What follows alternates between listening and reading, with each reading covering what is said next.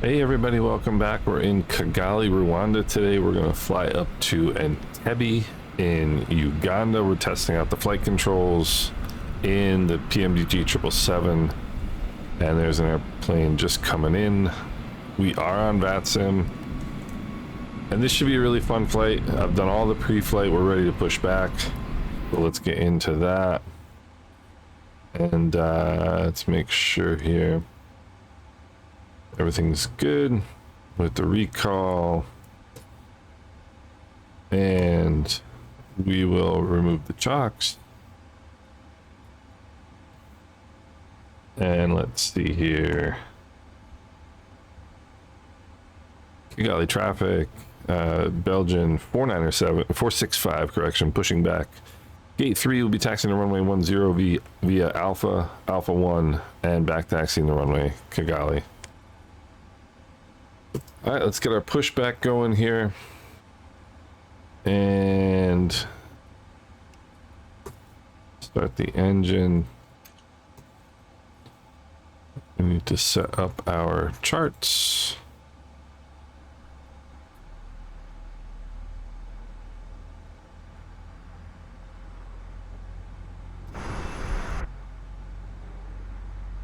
And there's our departure. Our arrival is to Mandy 1A. The ILS Zulu.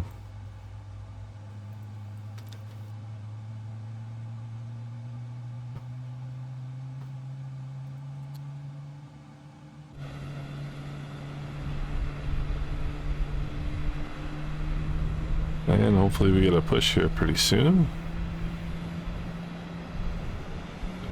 All right, well, that's all we're getting apparently.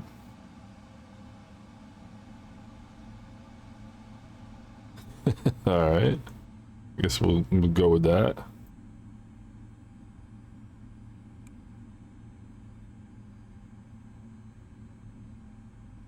Yeah, checklist not normal. All right, so let's go. We'll go there. We'll just do this the old-fashioned way here. Not quite sure what the story with the pushback is, but we'll deal with it.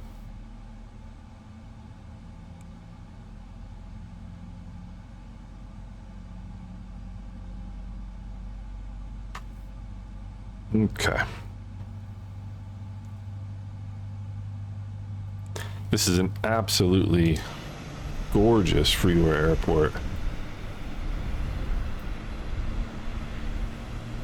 I mean, just a stunning. I absolutely love this airport. Let's see if we can encourage him to perhaps push us back more than 3 feet.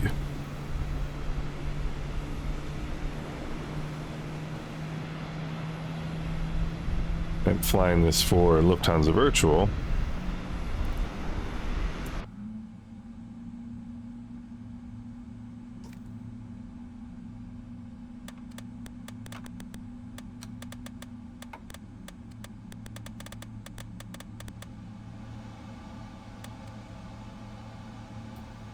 That seems a little bit more promising here on the old pushback.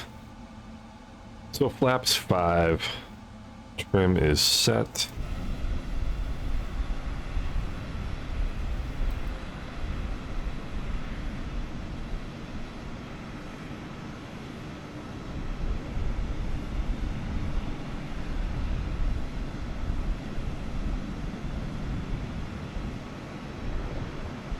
We'll talk a little bit about the flight controls on the way.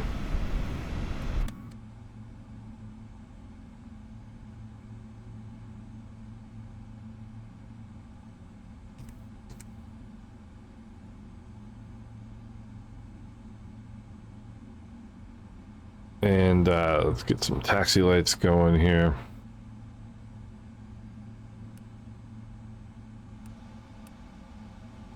Everything else looking good up top.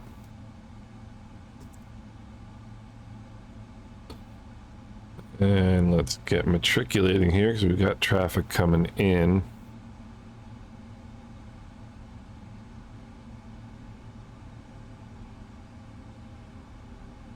This is gonna be a short flight. Should be on the ground in an hour at the most.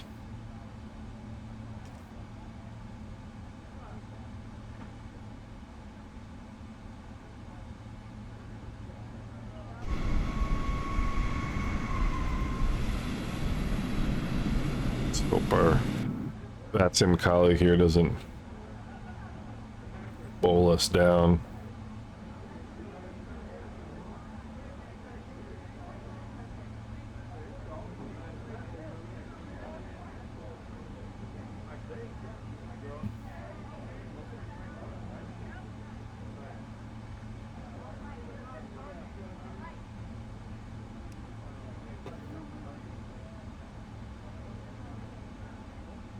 All right. So some people have questioned whether this update even exists, the update to the flight controls.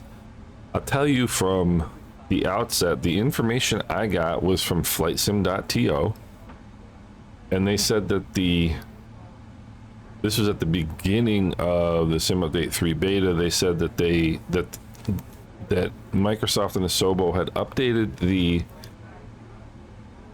flight control responsiveness / input lag to match that of FAA approved flight training devices. Now that is a huge claim, because that's kind of the big stickler that the FAA has. So you can get a flight simulator, a home flight simulator that is FAA approved for flight training. You can maintain your instrument currency, at least in the United States, using a home flight simulator. Do I think that that's a wise idea? Not necessarily, but you can do it. And the FAA is very, very particular, very particular. You have to get an authorization letter from them in order to be able to use this, or in order to be able to use your home flight simulator as a flight training device.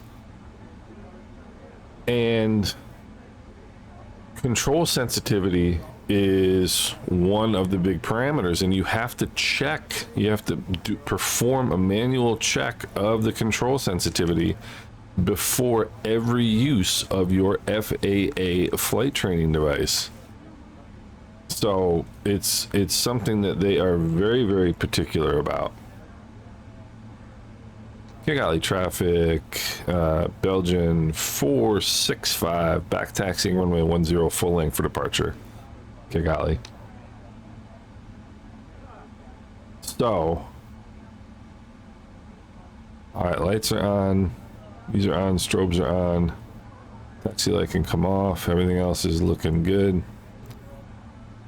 So,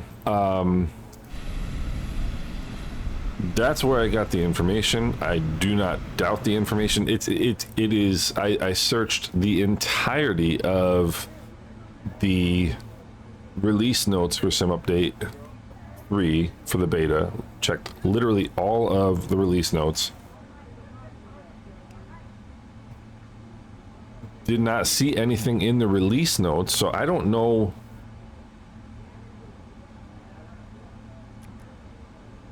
necessarily where flightsim.to got this information.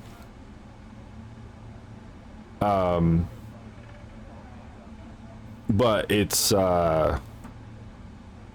plain as day. I mean, it's the difference between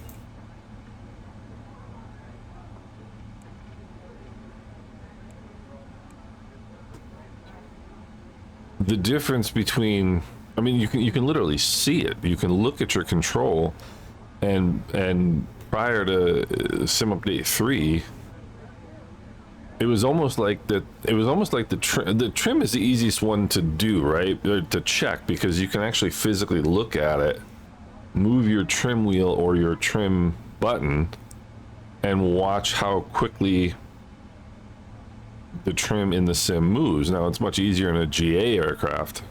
In particular, like anything with a trim wheel makes it much easier to physically see.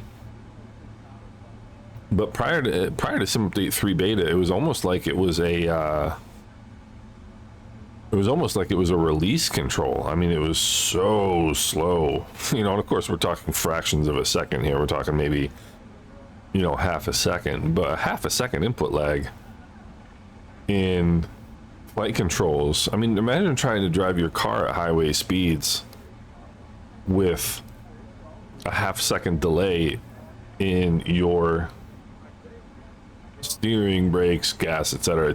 You know, just not, it's really not doable. I mean, you can, but you're constantly out of phase with what you're physically doing.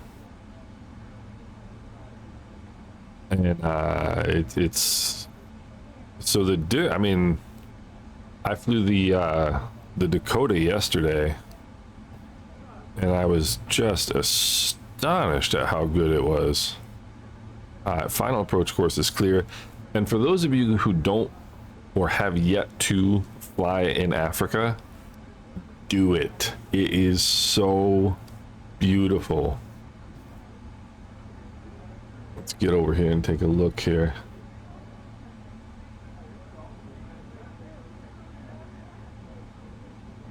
Have to give the engine one some juice here. Yeah, we're sort of out of gas. Hello. Don't mind us giving the left engines a little bit of a goose here.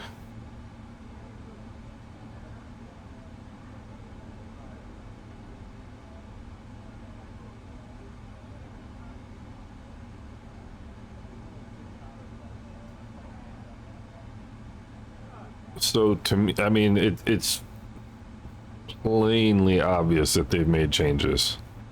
I'm somewhat curious as to why.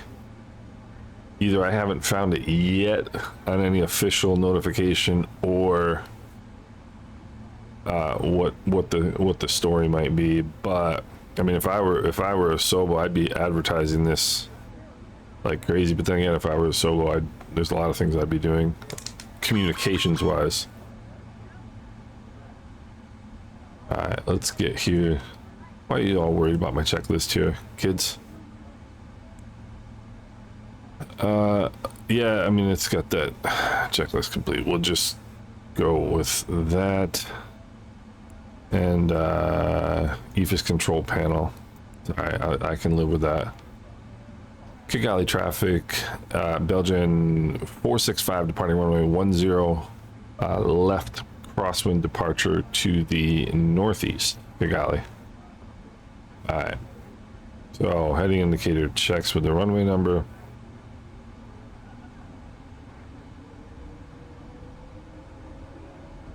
All right, engines are stabilized. Toga power is set.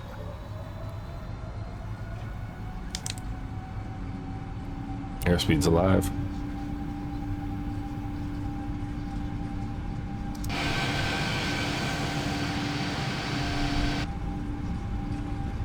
$80 knots checked. Again, a freeware airport, absolutely amazing. I didn't want to go full toga here instead of takeoff too.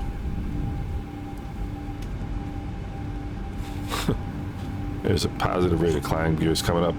Now the other thing is, of course, the PMDG, the handling of the 777 is just amazing. So I mean, we can expect this to be really good, but there's just no delay at all in the inputs. It's awesome. Go flaps 1.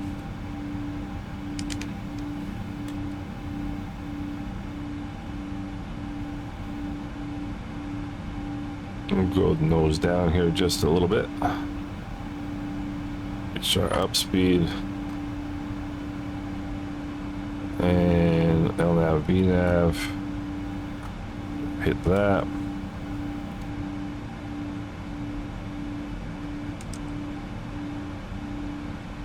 I mean, it is just gorgeous out here. Absolutely gorgeous.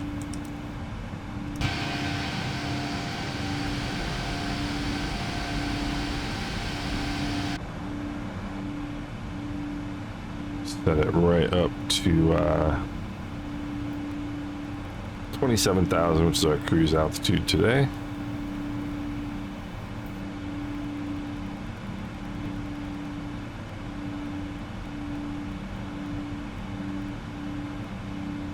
So it's gonna be a short flight. And 045 here on the heading.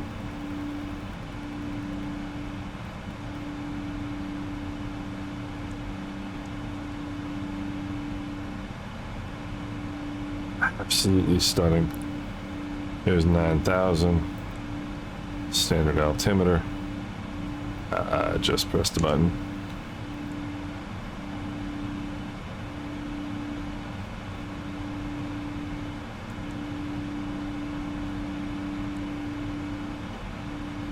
Wonder what that's all about.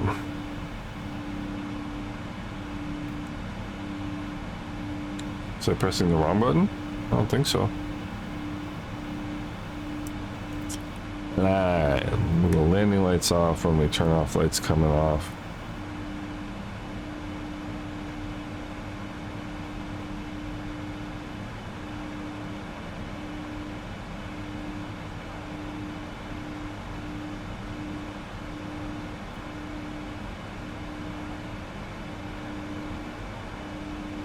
Alright, everything looks good up there.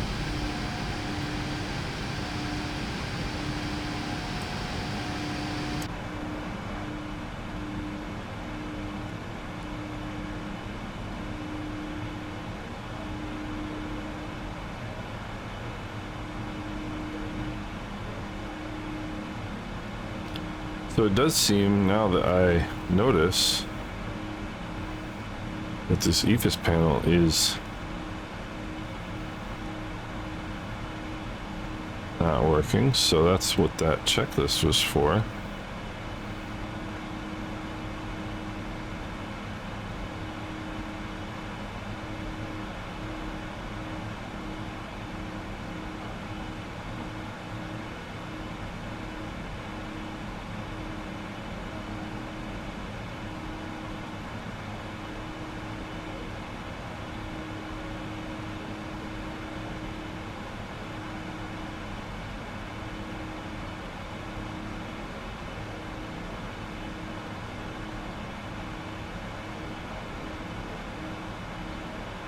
Oh.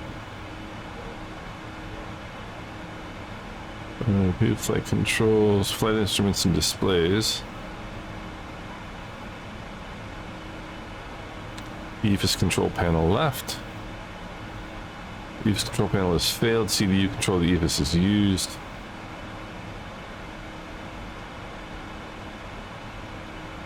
Alright, let's go menu. Ah. Okay, there we go. Well, there you go. Look at that.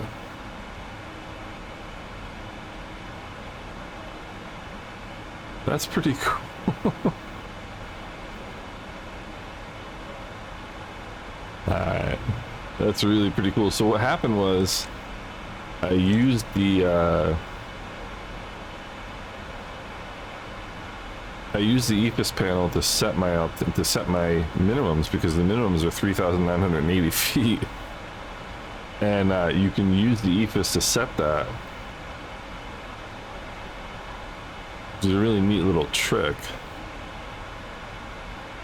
But I didn't return EFIS control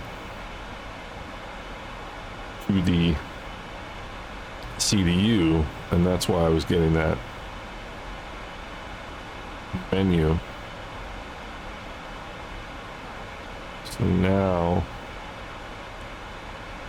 turn that off.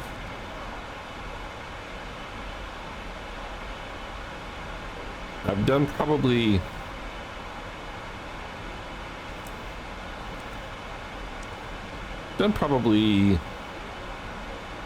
I don't know, somewhere between 10 and 15 flights in Africa.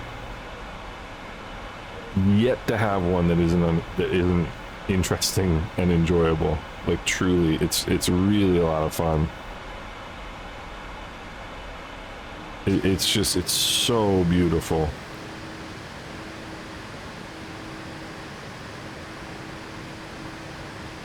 And with Sim Update, or with Microsoft Flight Simulator 2024, they really have stepped up in terms of the ground imagery in parts of the world that previously didn't necessarily have the greatest ground imagery, right?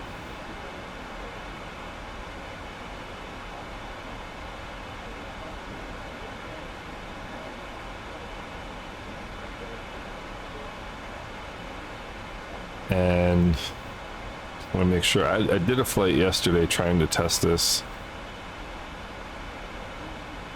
and didn't go well. Somehow I managed to. I don't know how it happened. I had an RNAV approach loaded, but it was localizer and glide slope in the backup when I armed the approach, and so obviously not flying the correct.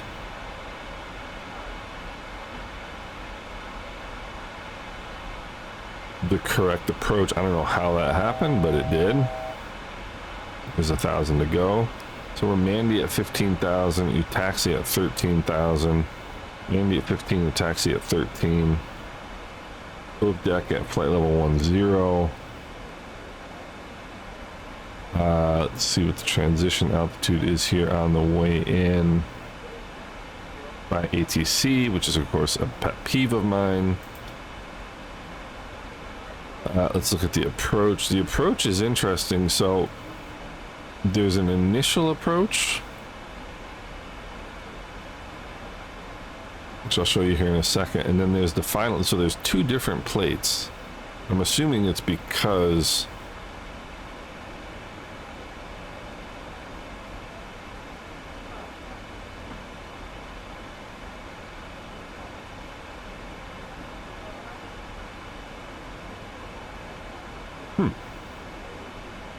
find this a little, oh, top of his head. Okay, I'm thinking, okay, brain is working.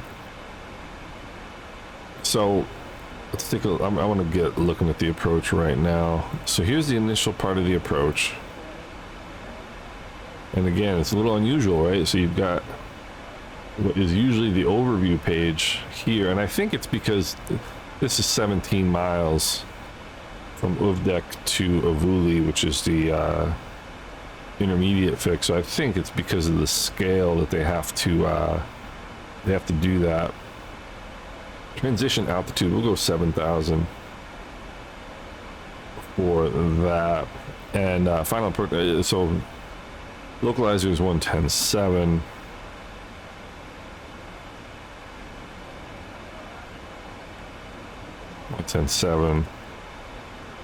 Final approach course 170.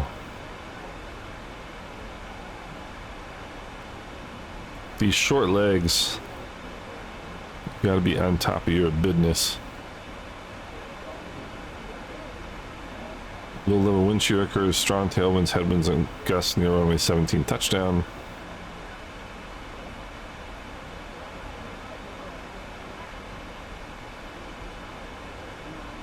Okay, so definitely get some winds here. Check the weather here shortly. And Excedo at 5,800 is glide slope intercept. Decision height is 3980. 3980, we've got that. Transition altitude 7,000. Transition level is for landing. Transition altitude is for departing. I still have yet to hear a coherent. I cannot get through my mind why they would be different. Because let's say transition level, let's say it's 9,000. They give you 9,000. Then you've got aircraft between 9,000 and 7,000 feet that might be at different altimeter settings. So regardless of what you want your transition altitude or transition level to be, they should be the same, in my opinion. I cannot figure out why They're different, but they are. Excedo right there is 6 miles. All over the world, they have this, and I still don't. I've had people explain it to me. I've had intelligent people explain it to me. I still don't get it. Me no gusta. I don't like it. I don't understand it. No idea. All right, let's get some arrival weather here. 1300 Zulu. What time are we got now? I have absolutely no idea.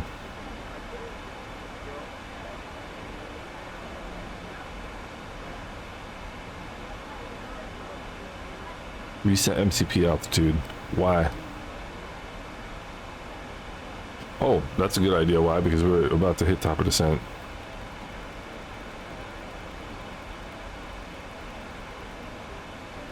That's a very good idea. Why?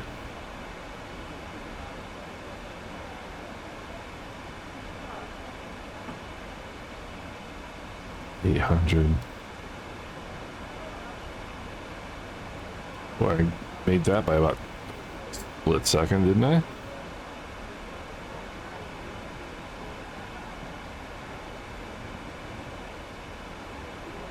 Okay, 1317 Zulu, so that this weather is good for us. All right, winds are 1507.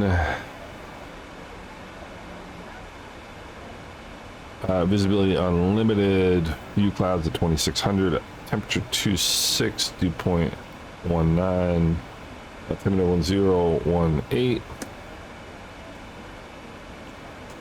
Let's see here.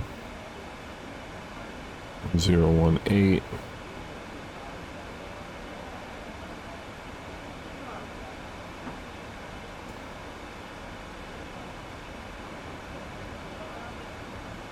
There's a ton of doing in a very short period of time, which is why I set up as much as I could.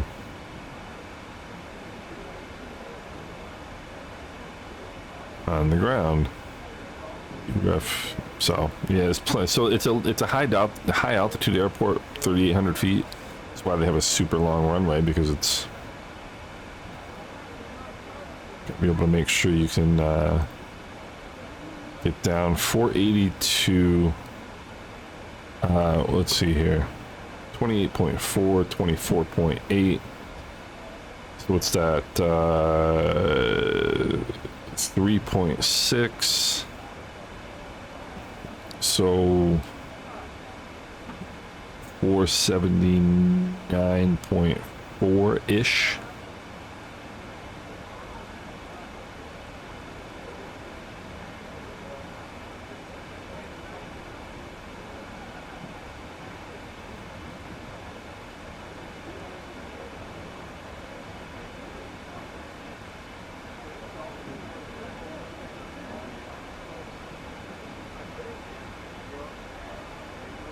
All right.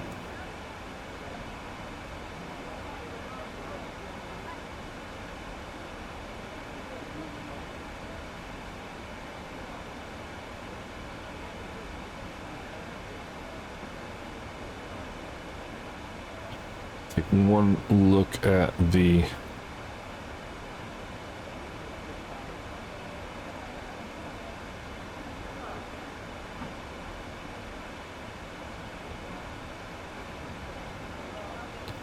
airport chart here.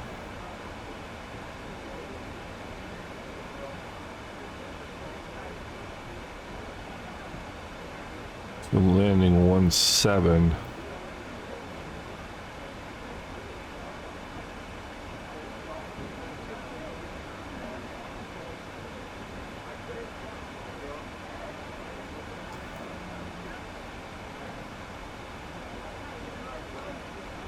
Lake Victoria. Is it the source of the River Nile? I don't know. Top Gear doesn't think so. Alright, so there's they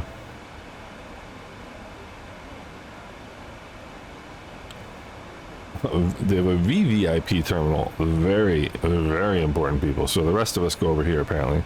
So we're going, I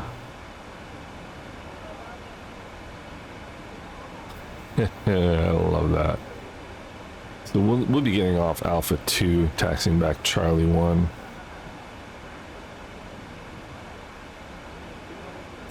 I always like knowing what my taxi is going to be.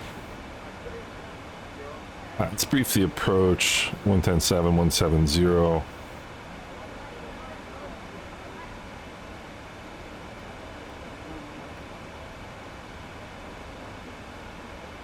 Uh, 5800 is glide slope intercept. Minimum of 3980. We got that.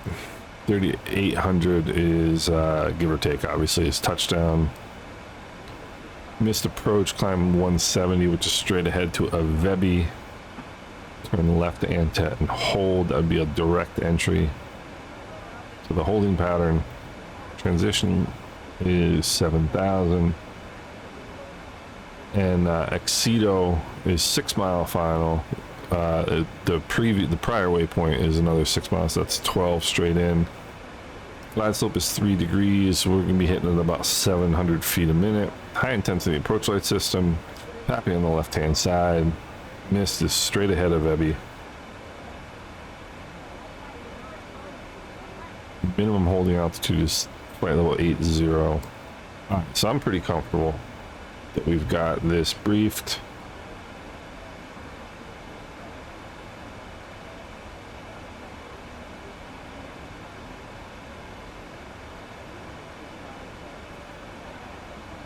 Alright. We taxi at flight level 130. Mandy at 15,000 on the nose. Pull out the speed brakes again.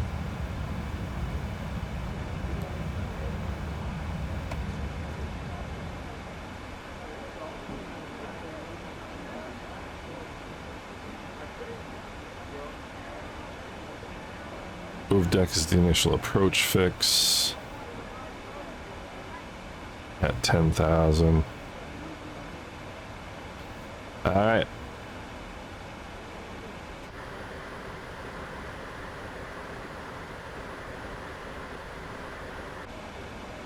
Really leveling off at 15 here for Mandy.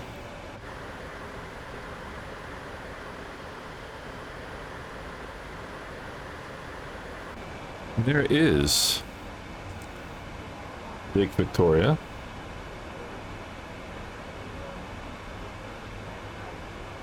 We at least got a minute or two to look at it. And Entebbe traffic, Belgian 465. We're 25 miles to the south. Inbound ILS runway 17, Entebbe. And Entebbe Airport is one of the Asobo handcrafted airports.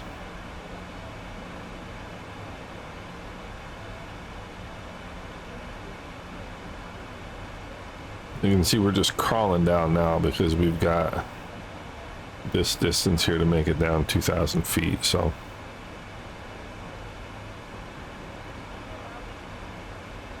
you tell me this isn't beautiful.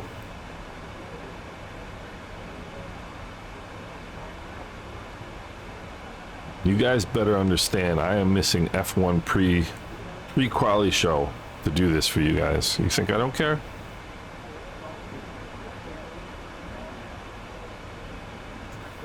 You think I don't care? All right. Why not do some checklists? What are the things I learned in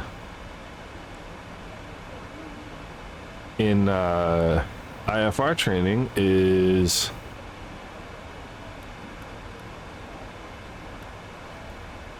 if you are flying IFR and you find your mind wandering,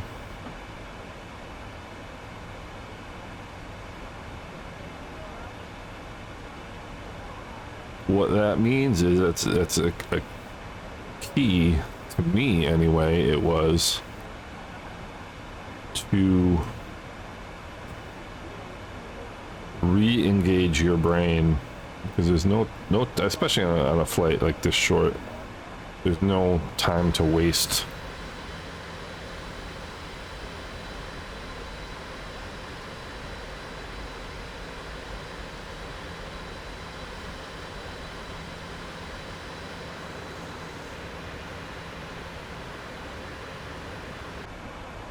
No time to waste on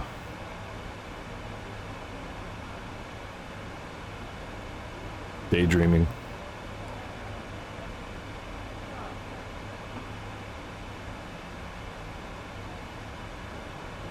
If I sound nervous, it's because I am. It's a short flight.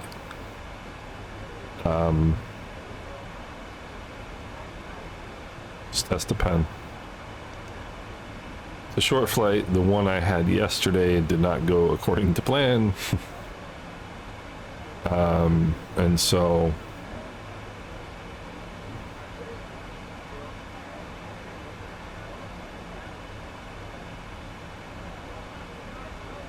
I am nervous.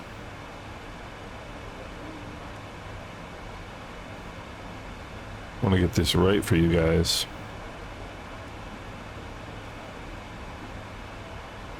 So my experience hand flying yesterday, and I can't get over how amazing this is. But the hand flown section yesterday of the approach, which I flew about the last pretty much a 7 to 10 mile final, somewhere in there, was brilliant. Just absolutely brilliant.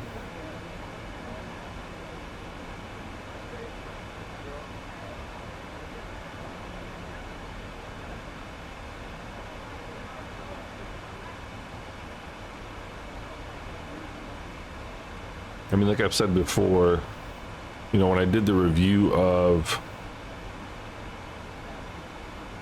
the 777-200 in Flight Sim 24, I said it was the most satisfying flight sim experience of my life, because it really was, because the handling, the fly-by-wire handling of the aircraft was just magnificent. And now that we've got this input lag removed,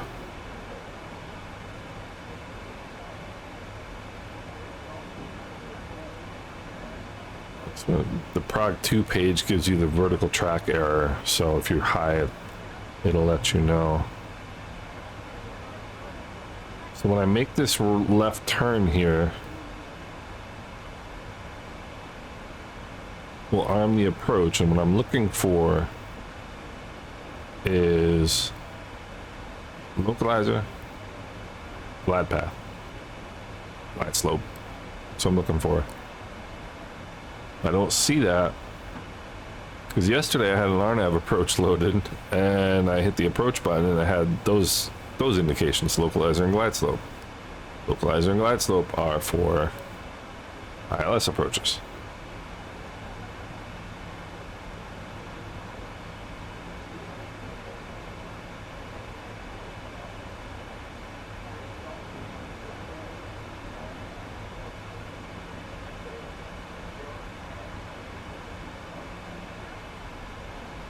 What an amazing platform from which to view the world. It's such an expansive cockpit. You've got this massive view, you know. I just absolutely love this airplane. And this is one of the things I love so much about this airplane. You can do, you know, a 8, 9, 10 hour flight. You know, obviously that's what this airplane was built for. But you can also do this is 100, I don't know, 130 miles, 120 miles, maybe 180, maybe it's a little bit more than that. But you can do a short hop in this plane just as well. You know, and it handles it just as well. It's just a magnificent airplane.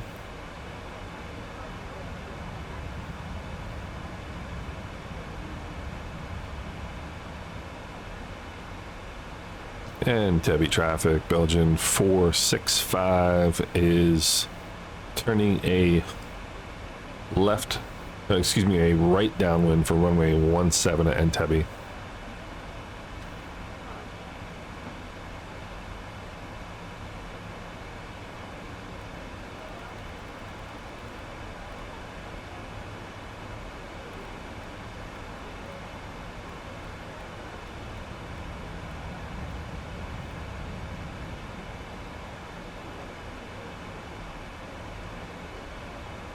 $73.50.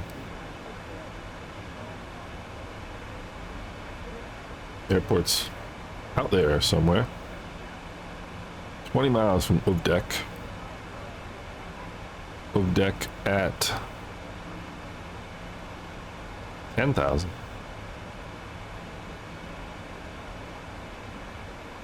Airspeed is increasing. We ain't gonna let that happen.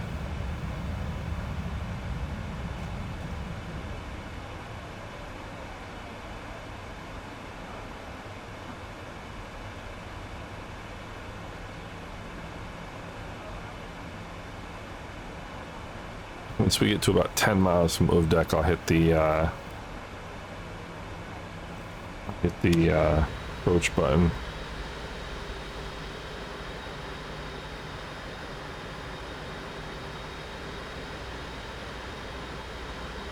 Oh, you know what? Let's hit it now and we'll see if there's any surprises involved here. Localizer glide slope, no surprises. All right, so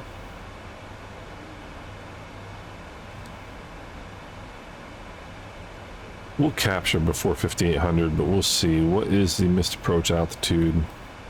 8,000.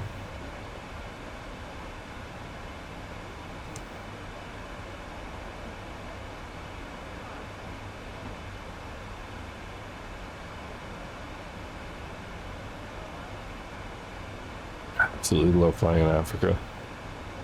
If I had to pick one continent to fly on, it might be this one, honestly. It's just the scenery is just astounding. And there's such a variety of it. I mean, there's these, you know, massive cities.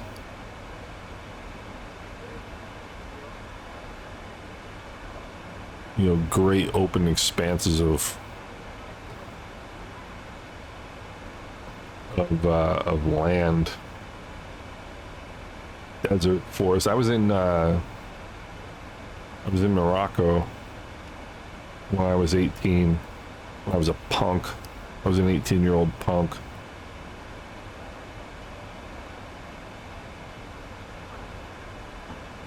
I spent 17 days in Morocco with my German class.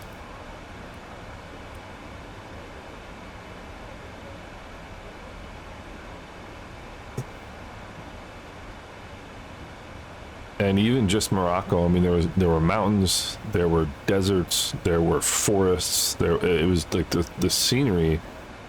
You think of Africa and you think of deserts. It's much different than that.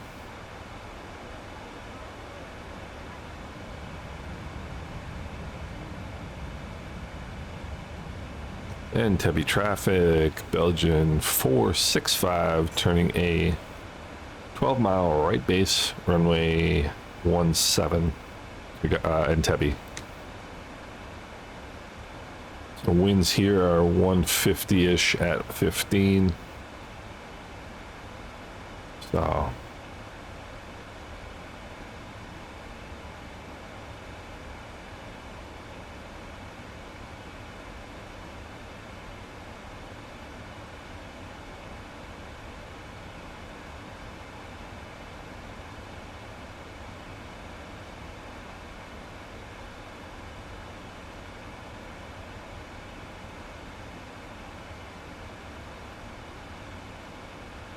let's see if it does its own.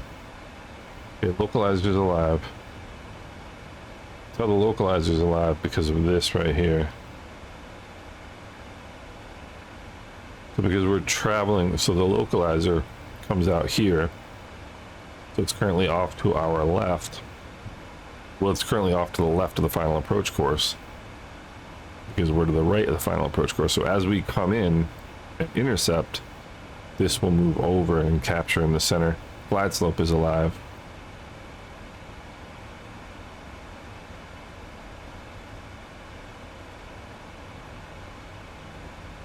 Oh, I could do this all day. It is stunning. How amazing is this? Somewhat curious as to when it will start to decel.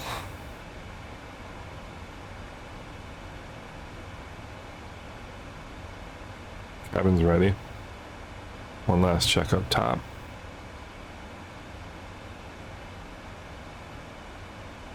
Everything looks good.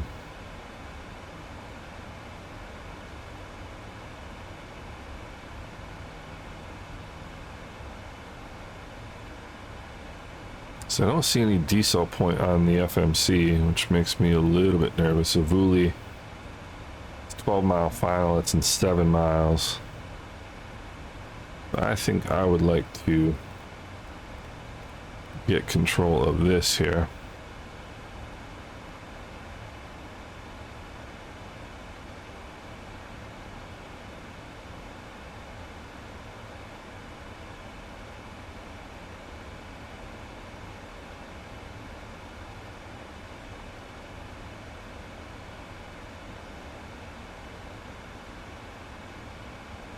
As we're slowing down, the glide slope is coming in a little bit closer.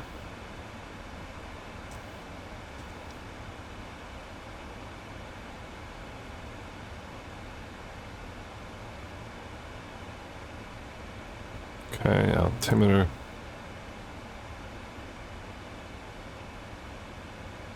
Speed checks for flaps 1.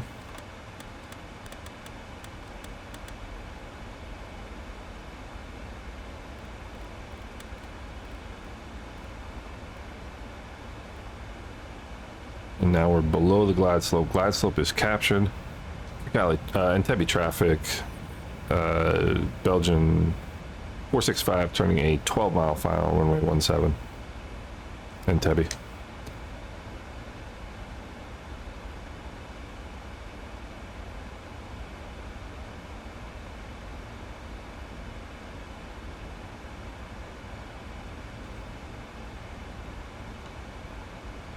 We'll arm the speed brakes, and we're still below the glide. See, the glide slope is above us, which I feel comfortable with.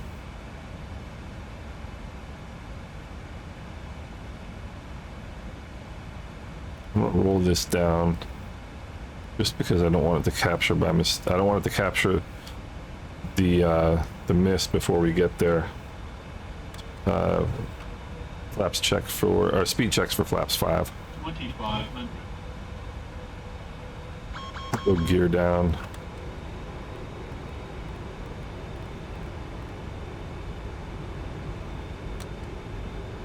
Flaps 20.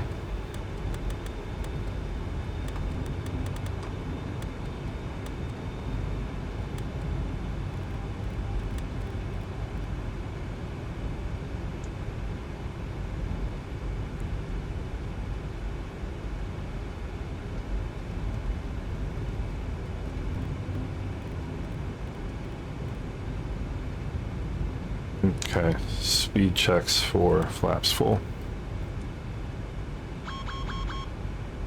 It is not extended, that is armed.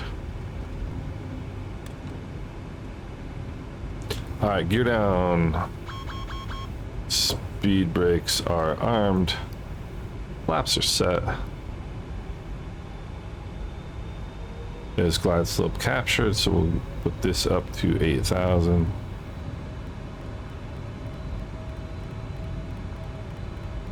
The mist. Alright, 5-mile final.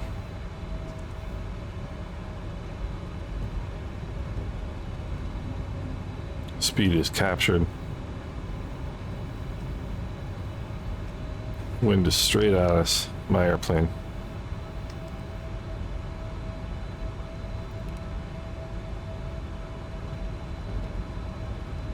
I guess it's not my airplane.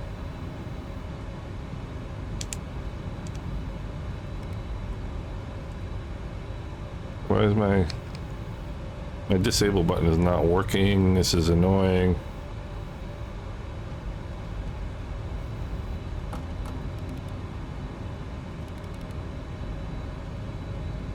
Okay.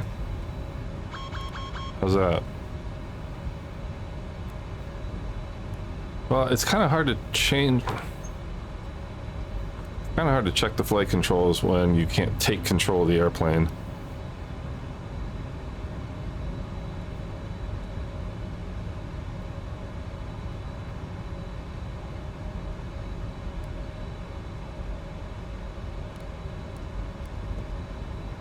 I mean, I guess there's nothing I can do. There's nothing I can do to take control of the airplane.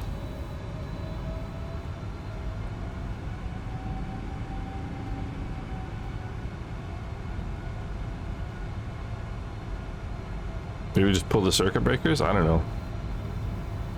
So now we get to sit here and just watch. This is brilliant.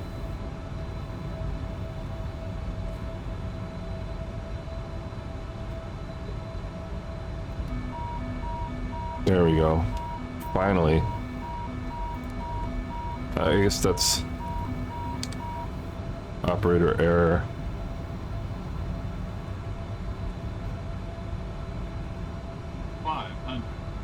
Operator error, which is, yeah, I get it. I understand. Thank you. Let's transition to a bit of a crosswind here. Plus 100. Alright, so you'll have to forgive me for my Minimums. incompetence.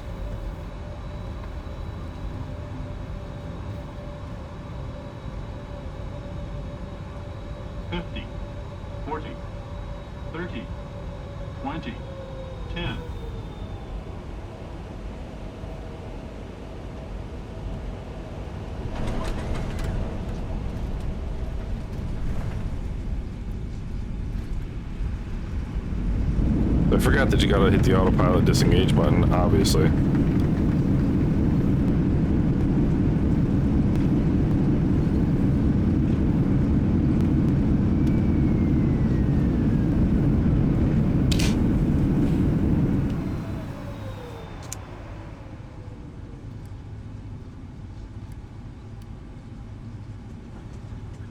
Alright, well,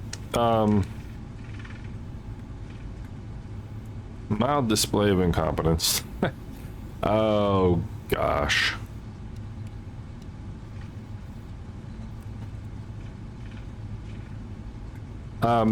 Yeah, I mean... So for that short period of time where I was handling the flight controls manually, it felt very, very good. And I think... So I got that little bit of a right crosswind towards the end. It was mainly down the runway, and you usually get a wind shift at about 1,000 feet, and we did. It shifted a little bit to the to be coming off the right hand side, and that pushed me a little bit left. And my tendency previously in this airplane, or in any airplane really, any transport category airplane, was I would get to a kind of get into an S-turn situation where you'd overcorrect a little bit and then get back, you know, come back the other way. Entebbe traffic, Belgian 465 is clear the runway, Entebbe. And as you notice, that did not happen in this instance. I mean, you know, it was, you know, not the strongest crosswind component on Earth, but it was there, and I was able to just slide back over on the center line, and with the flare, so I started, kind of initiated the flare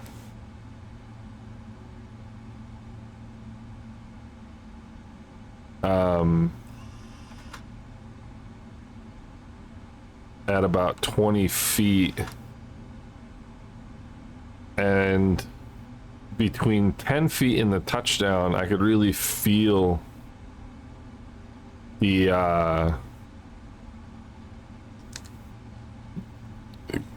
kind of the I want to use the word feathering, it's not the right word.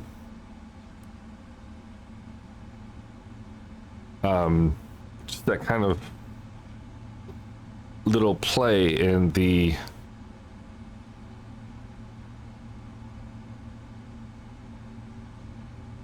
elevator to get the plane to flare and just get it on nicely. Take a quick look at what my touchdown, 191 feet per minute, which is perfectly fine.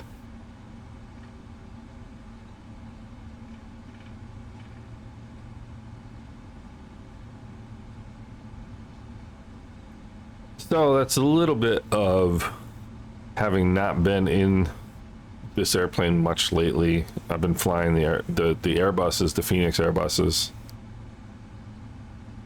because my beloved PMDG Boeings have not been available, but now that they are, I mean, I just blanked on the autopilot disengage bar.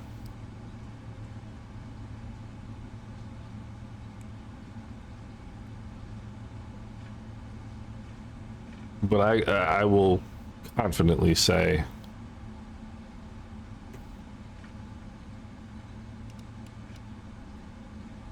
that you will notice a difference in the handling of these aircraft as well.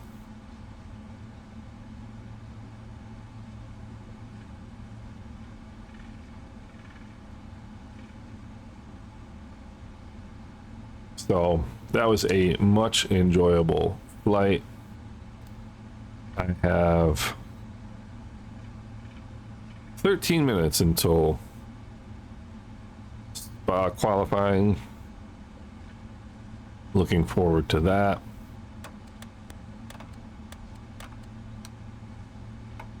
And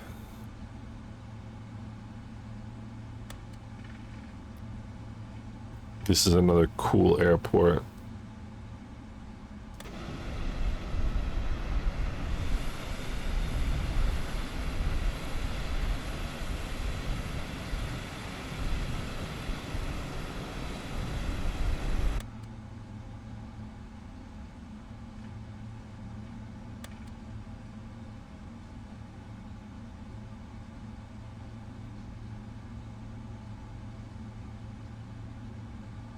So we'll just taxi and shut down. So the final verdict is affirmed. And there's definitely a massive improvement in input lag. I mean, I can just see it right here.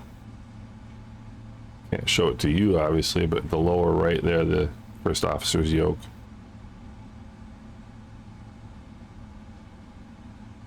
I mentioned in the video yesterday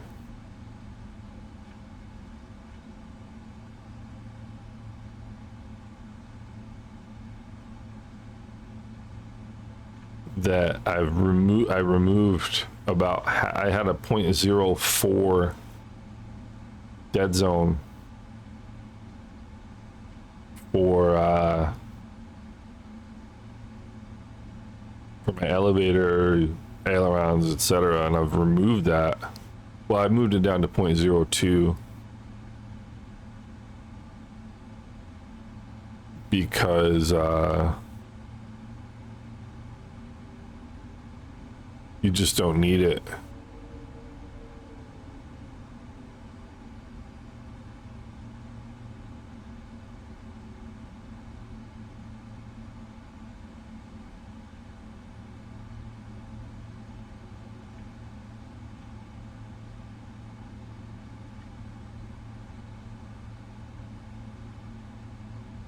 And I almost think that it was mistaken to have it set that way to begin with.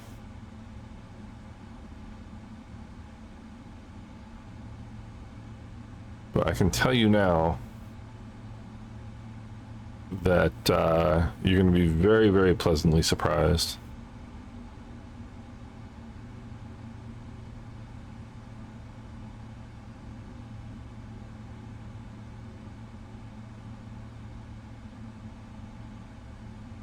All right, there's that.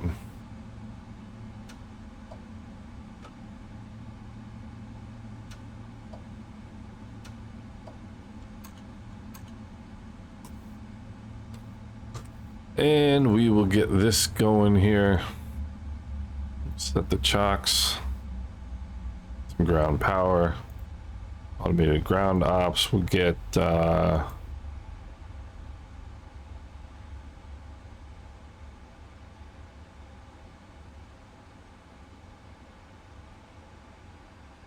to get. Okay, we'll go about 50,000 pounds. We'll set that. We'll get this.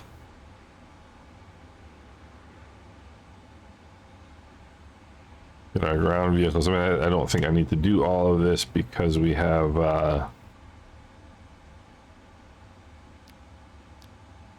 the ground ops going, but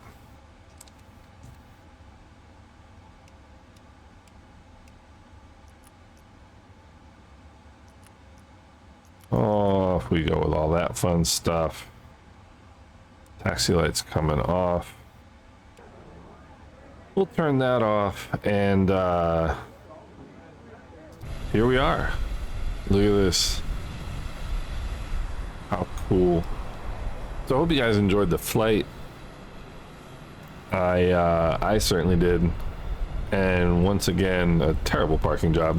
But again, you know, Africa, if you haven't flown here, come out and give it a go. It's just a blast. Hope everybody's doing well, and we will talk soon.